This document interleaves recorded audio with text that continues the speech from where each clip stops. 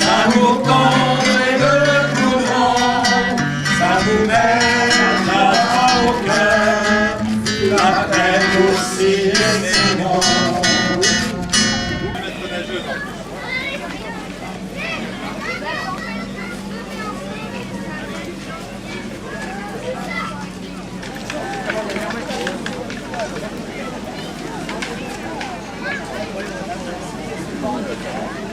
Si tu peux nous expliquer le stand ici. Oui, donc c'est Kraken Sérigraphie. Donc le principe, c'est un cadre que j'ai préparé en atelier. C'est comme un système de pochoir. Donc j'ai juste à caler mon cadre comme ça.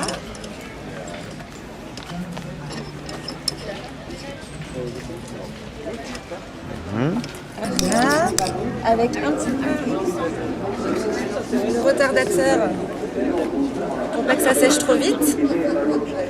Même produit que pour les développements photos? C'est le même principe, oui. C'est pour avoir une plus grosse marge de travail, un plus gros temps de travail. C'est le moment. J'ai préparé mon petit papier en amont. D'accord. Je vais installer juste dans mes petites cales.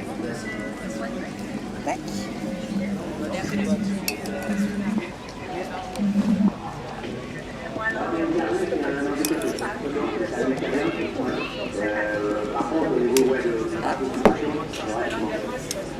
Et c'est parti. Donc là, je vais juste faire un pré-passage pour que l'encre pénètre dans la maille du cadre.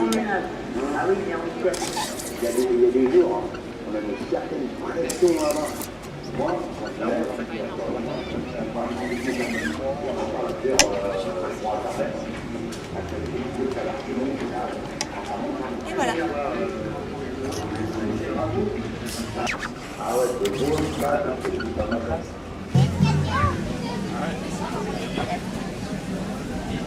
Ça fait quoi après si on met du rouge? Ben, ça va devenir orange. Tu mets un petit peu de rouge, ça va devenir orange. Et un petit peu. Hein. Si tu mets trop de rouge, ça va devenir rouge pratiquement.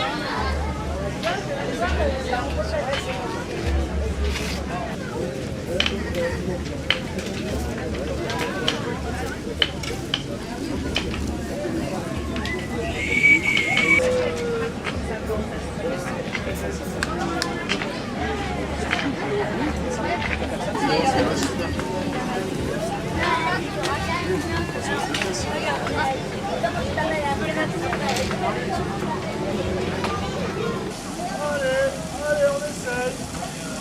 Et on rebondit sur les fesses aussi. Dans les fesses de la joie. Ça va pas. C'est ça qui est horrible, c'est qu'il n'y a pas de motif particulier. Merde.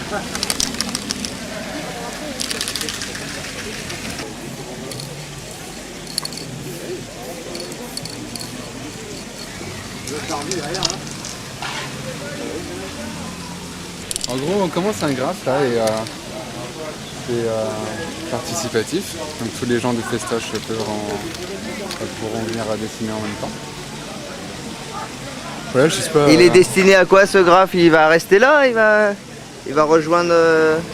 il va être brûlé? Il va être détruit? Vu comme c'est conçu avec plein de blanches de récup, je pense qu'il y a moyen qu'on le déconstruise et que chacun reparte avec un petit bout de l'œuvre finale. Par exemple, on verra ce qu'on en fait.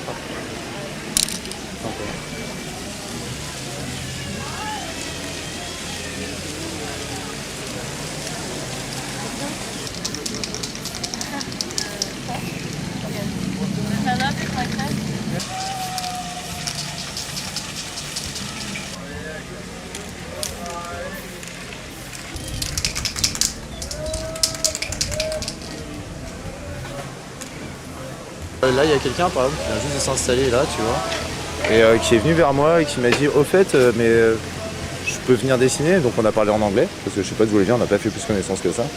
Mais donc en fait, voilà, ouais, non, c'est une structure faite de récup de tout ce qui a été oublié dans la rue, et puis qu'on retransforme avec des couleurs. Voilà. Je vous présente le collectif Chromosome sur échasse avec des bulles appréciées.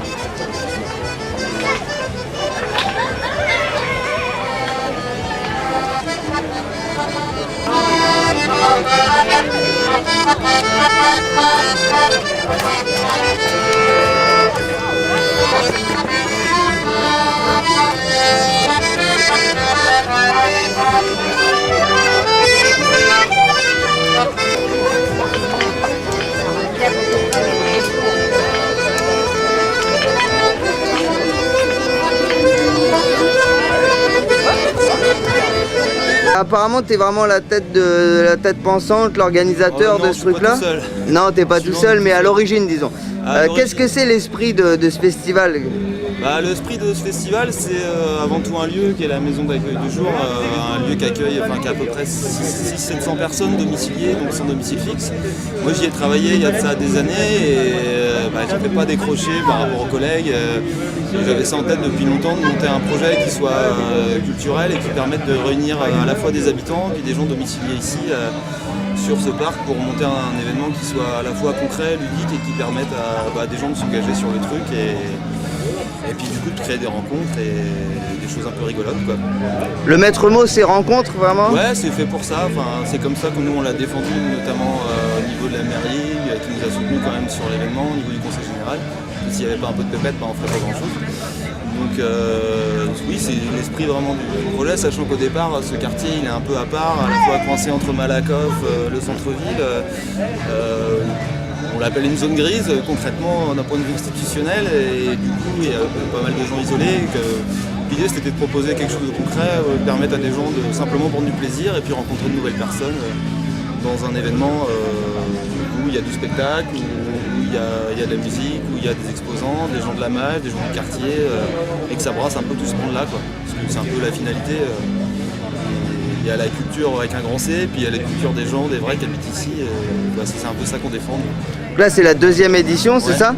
Donc le fait qu'il y ait une deuxième édition, c'est qu'il y a quelque part une réussite à la première ou pas forcément? Ou c'est vraiment de l'acharnement contre... Non, c'est pas de l'acharnement.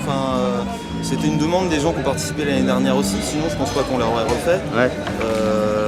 À la fois des habitants et puis la mage est super présente. Et cette année, on a même plus de bénévoles de la mage, alors que sous le statut SDF, on parle de personnes qui ont du mal à assurer au quotidien. Puis en fait, on s'aperçoit que les gens qui participent, ils sont là du montage ou des montages, et puis ça assure.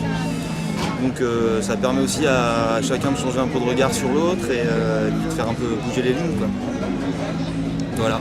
Un magicien tout à fait extraordinaire qui nous vient d'une autre planète, c'est-à-dire plusieurs centaines de mètres au-delà de la boutonnerie. Il nous vient de Nantes. Il nous fait des tours de magie. Époustoufler un éléphant rose qui survolerait. Époustoufleur, j'allais le dire. Époustoufleur. A tout de suite. Et bon rêve.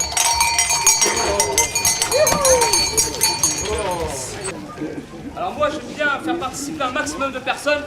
Bon, aujourd'hui ça va être un petit peu dur de faire participer tout le monde, mais je vais prendre quelqu'un au hasard. Monsieur, s'il vous plaît. Et on peut l'applaudir encore une fois parce que c'est pas évident de venir dans tout le monde. Tout le monde va être un champion. Je sais que c'est pas évident. Ah mais entre des messieurs, la paire de dames. Ne vous en faites pas, il n'y a rien de... Ça va être très court, ça va aller très vite. Je vais vous demander de mélanger le jeu. Donc moi je touche pas aux cartes. Monsieur est en train de mélanger le jeu. Ce que je vais demander après, c'est de poser le jeu et de couper en deux. Tout simplement. Donc j'ai aucun contact avec les cartes. Super. Je vais vous demander de regarder la première carte de ce jeu, s'il vous plaît, et de la reposer dessus. Yeah. Maintenant, vous allez imaginer cette carte en carte lumineuse sur fond noir, tout en me regardant dans les yeux. Faut faire un Je vois travelling, une carte de forte valeur.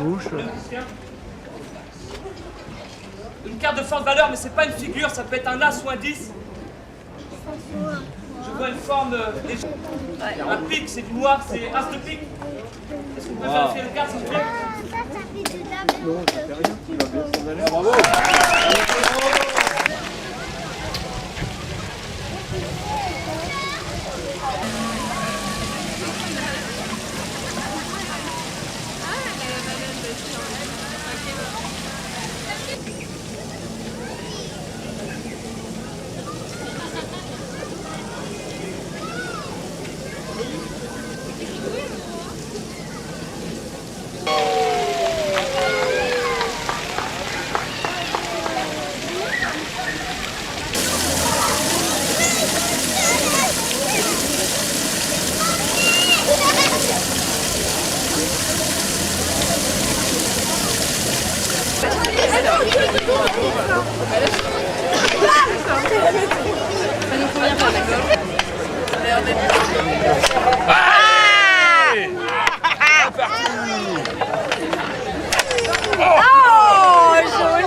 la chance.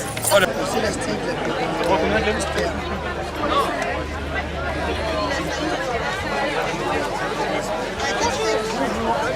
Qu'est-ce que vous faites là? Qu'est-ce qui fait que vous passez votre samedi après-midi ici, messieurs? Alors,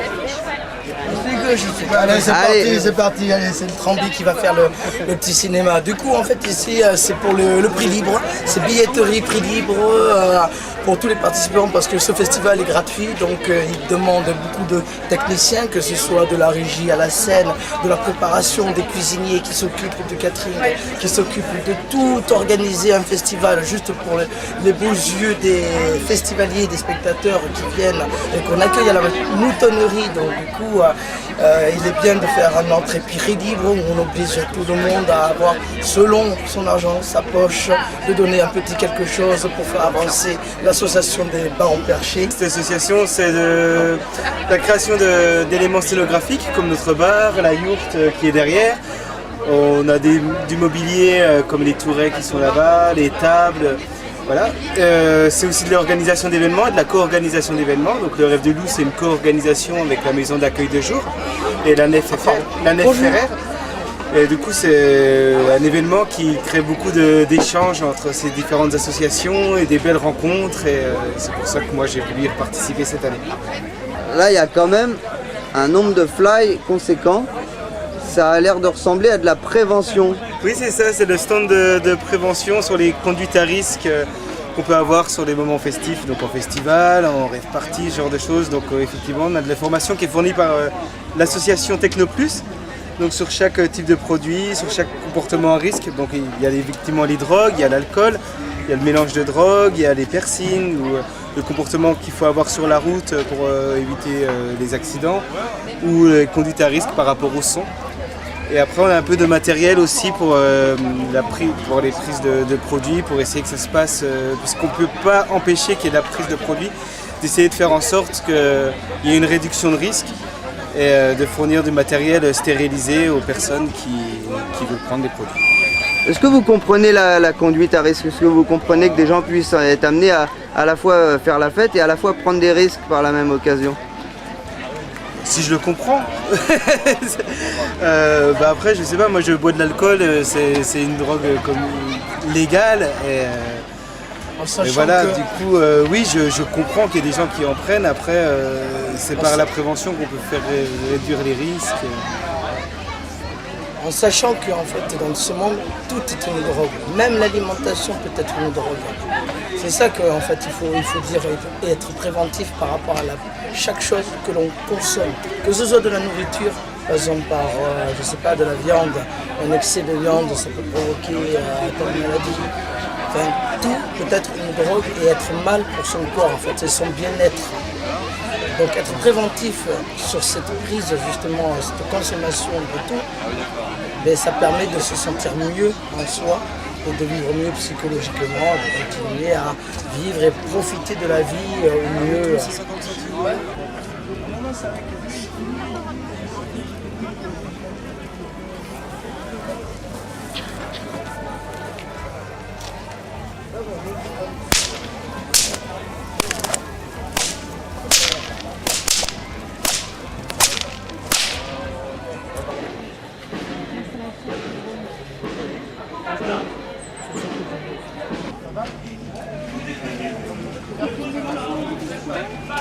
En fait, moi, je fais partie de la maison d'accueil de jour et je suis ici sur un espace en fait atelier d'expression qui représente un petit peu toutes les créations de l'année faites par les personnes qui fréquentent le lieu. Donc c'est aussi des choses qu'on a pu faire en lien avec les habitants du quartier, puisque le festival c'est un partage d'idées, de créations avec un ensemble d'acteurs du quartier. Donc c'est vraiment très très sympa, très participatif. Ici c'est la balade du loup. Donc en fait c'est une balade de quartier qu'on a fait avec les gens de l'espace atelier d'écriture. Et ça représente donc toute une balade avec une prise de photos et au fur et à mesure des écritures selon l'imagination, les choses qui accrochent en faisant les pas sur un périmètre très court autour du parc. Et je dois faire quoi après? Tu vois, c'est les pensées du loup. bergère, écris-moi. Est-ce que tu veux écrire à une bergère? Alors, je vais choisir quelqu'un au hasard dans le public. Choisir au hasard. Qu'est-ce que tu voudrais lui dire à la bergère? À vous d'avoir des réflexes. Tu sais pas. Alors en fait c'est un service social. C'est une maison d'accueil qui est destinée à accueillir des personnes sans domicile fixe.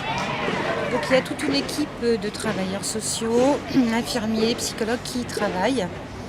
Et voilà, c'est un travail d'accueil, de création de liens, d'accompagnement social. Et on travaille en lien avec toutes les structures et les partenaires sur Nantes en fonction des besoins des gens.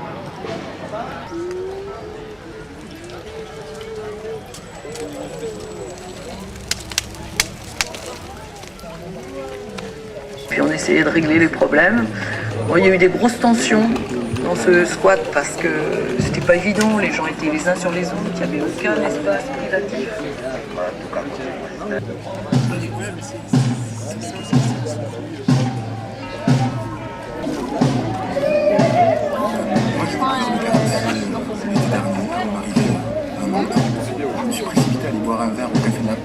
Alors là, on a quelqu'un qui est en rapport direct avec le lupophone.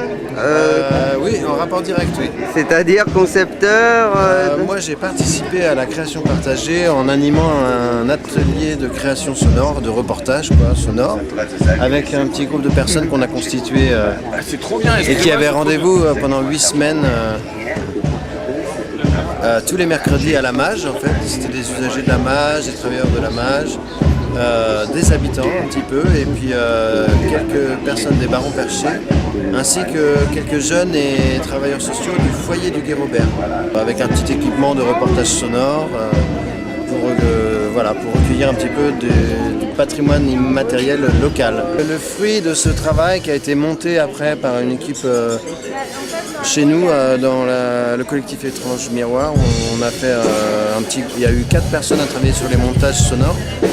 Et ces montages, donc, qui restituent de toute cette expérience collective, sont proposés dans une structure qui a été construite par les Barons Perchés dans leur atelier à Montbert. Et ils ont également réalisé les bancs qui sont au pied de cette magnifique sculpture dans un atelier participatif ici même à la Mage pendant 4 vendredis. Voilà. Et bien là, il reste 2 mois en place jusqu'à mi-septembre. Et c'est ouvert 24 heures sur 24. Et si vous voulez venir boire un apéritif, faire un pique-nique, c'est un endroit où on peut goûter des choses, apprendre plein de petits secrets du quartier. Super.